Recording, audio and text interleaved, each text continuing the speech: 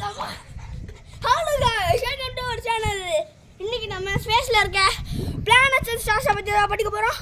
So அங்க இருக்குது, அங்க தனியா இருக்குதுல, அது பேரு வீனஸ். வீனஸ் வந்து ரொம்ப ஹாட்டான பிளானட்னு நான் சொல்லுவேன். ஏன்னா அது சூரியனுக்கு ரொம்ப கிட்ட இருக்கிறதுனால தான் அப்போ நம்ம வந்து அது ரொம்ப ஹாட்டான பிளானட் பண்ணி சொல்லுவோம். ஸோ நெக்ஸ்ட்டு வந்து மேலே பாருங்கள், மேலே அங்கே 3 லைன் 3 லைன் ஸ்டார்ஸ்னு ஒன்று தெரியும். 3 லைனாக சில ஸ்டார்ஸ் இருக்கும்.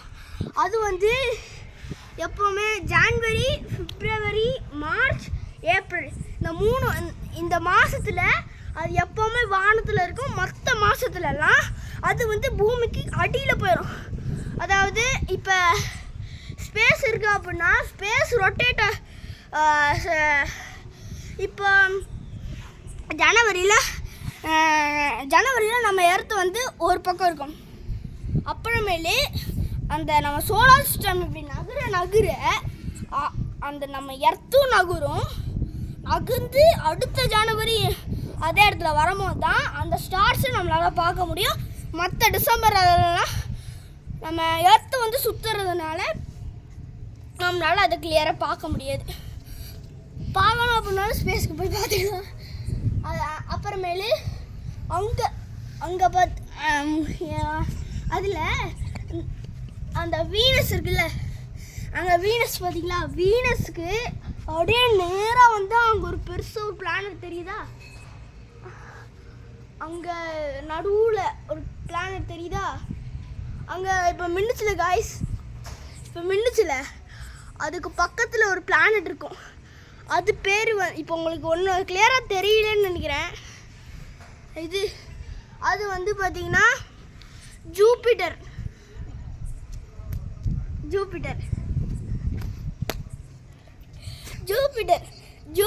வந்து நம்ம சோலார் சிஸ்டத்திலே 5th உருவான ஒரு பிளானட். அது வந்து அதில் ஒரு பெருசாக ஒரு ரெட் ஸ்பாட் இருக்கும். அதை வந்து சயின்டிஸ்ட் போய் ரிசர்ச் பண்ணும்போது அதை ஜூபிட்டரில் இருக்க ஒரு ஸ்டார்ம்னு கண்டுபிடிச்சிருக்காங்க, ரெட் ஸ்டார்ம்னு. அதுக்கு இன்னொரு பேர் இருக்குது, ஐ ஆஃப் த ஜூபிட்டர். அதாவது ஜூபிட்டரோட கண்ணு. அதைத்தான் நம்ம அந்த ஜூபிட்டரில் இருக்க ரெட் ஸ்பாட்டுன்னு சொல்லுவோம். அடுத்த பிளானுக்கு போயிடலாம் வாங்க. அடுத்து என்ன, அங்கே ஒன்று தெரியும், கண் தெரிய சரியில்லையே, அங்கே ஒரு பிளானட் தெரியுங்க. அங்கே ரெட் கலரில் ஒரு பிளானட் தெரியும். அந்த பிளானட் வந்து அந்த பிளானட்டோட பேர் தான் மார்ஸ். அதாவது தமிழில் செவ்வாய் கிரகம்னு சொல்லுவாங்க. செவ்வாய் கிரகத்தில் எல்லா இடமே பச்சையாக தான் இருக்கும். அந்த சிவப்பாக தான் இருக்கும், சிவப்பாக தான் இருக்கும். அந்த சிவப்பில் என்ன இருக்குன்னு எனக்கு தெரியாது, ஒரு ஹோல்ஸ் மாதிரி இருக்கும். அந்த மார்ஸ் வந்து நம்ம பூமிக்கு கிட்ட இருக்கிறதுனால தான் பூமி வந்து சுற்றுது. கிளியராக தெரியல மார்ஸ். அவ்வளோதான். அடுத்து பார்த்துடலாம். டிசம்பர் அப்போ இருந்த ட்விங்க்லிங் ஸ்டார் அங்கே இருக்குது.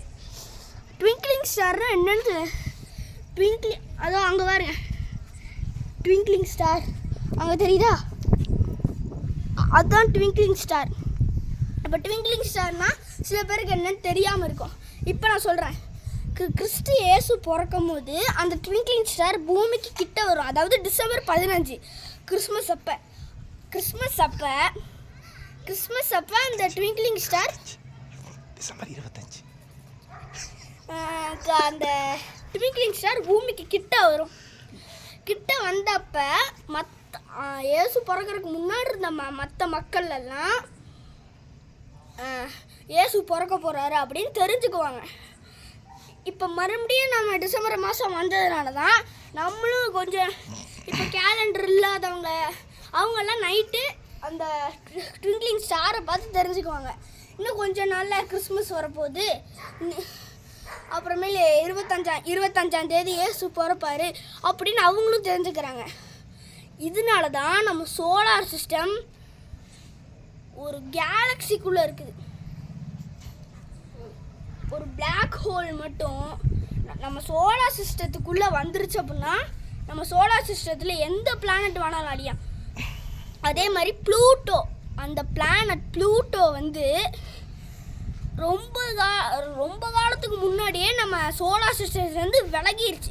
நீங்கள் நினச்சிட்டு இருப்பீங்க சோலார் சிஸ்டத்தில் 8 பிளானட்ஸ் தான் இருக்குது, 8 பிளானட்ஸ், அதாவது 8 கோள்கள் தான் இருக்குதுன்னு நீங்கள் நினச்சிட்டு இருப்பீங்க. அது உண்மை கிடையாது. ப்ளூட்டோவும் ஒரு பிளானட் தான்.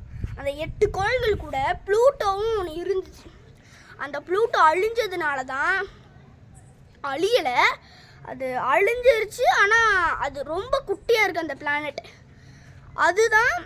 அது இருக்கிறதுனால தான் இப்போவும் நம்ம எல்லாரும் அது கண்ணுக்கே தெரியாதனால தான் 8 பிளானட்னு சொல்லிட்டு இருக்கோம். ஆனால் உண்மையிலேயே நம்ம சோலார் சிஸ்டத்தில் 9 பிளானட்ஸ் இருக்குது. அதே மாதிரி ஜூபிட்டர், இப்போ யுரேனஸ் சாட்டனுக்கு இருக்கிற மாதிரி ஜூபிட்டருக்கும் ரிங்ஸ் இருக்குது. ஆனால் அந்த சாட்டனுக்கு இருக்கும்ல ஒரு ரிங்ஸ் சுற்றி சாட்டனை சுற்றி, அதே மாதிரி தான் ஜூபிட்டருக்கும் இருக்கு. ஆனால் அது நமக்கு கண்ணுக்கு தெரியாது. ஜூபிட்டருக்கு 65 பிளானட் இருக்குது. பிளானட் மூன் நிலவு இருக்குது. அதில் வந்து எனக்கு தெரிஞ்சதை சொல்கிறேன். எல்ஓ தான் எனக்கு தெரியும். இந்த மாதிரி ரிங்ஸ் சுற்றிட்டுருக்கு. ஆனால் அது நம்ம கண்ணுக்கு தெரியாது. நான் சொன்ன நிலவுகள், அந்த 65 நிலவுகளும் ஜூபிட்டரை சுற்றி எப்போவுமே வந்துக்கிட்டு தான் இருக்கும். அதனால தான் ஜூபிட்டருக்கு ஒரு ரிங்ஸ் இருக்குதுன்னு நான் சொல்கிறேன். என்னை நம்மளே நான் கூகுளில் போய் சர்ச் பண்ணி பாருங்கள், கூகுள் அதான் சொல்லுது. அப்புறமேலே இன்னொன்று,